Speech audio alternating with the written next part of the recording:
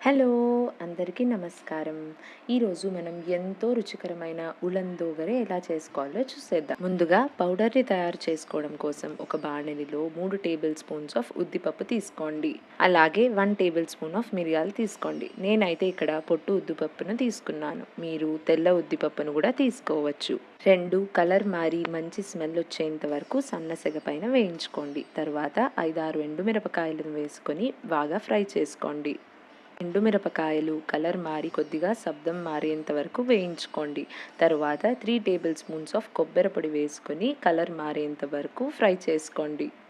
అన్నీ సన్నసెగ పైనే వేయించుకోవాలి, లేదంటే మాడిపోతాయి. తరువాత కొబ్బరి పొడిని ప్లేట్లోకి తీసుకొని అన్నీ చల్లారాక మిక్సీ పట్టుకోండి.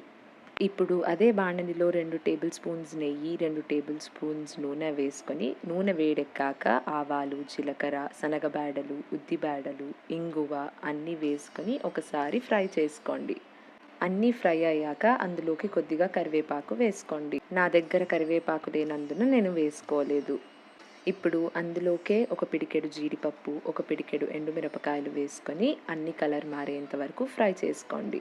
ఫ్రై అయ్యాక స్టవ్ ఆఫ్ చేసేసుకొని అన్నంని తోడుకోండి.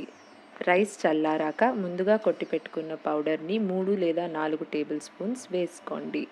పౌడర్ అయితే మీరు తీసుకున్న రైస్ క్వాంటిటీని బట్టి అడ్జస్ట్ చేసుకోండి. ఇప్పుడు సరిపడా సాల్ట్ వేసుకొని బాగా కలిపేసుకోవటమే.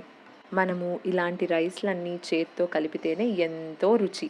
మీకు పౌడర్ తక్కువ అనిపిస్తే కొద్దిగా పౌడర్ యాడ్ చేసుకోవచ్చు.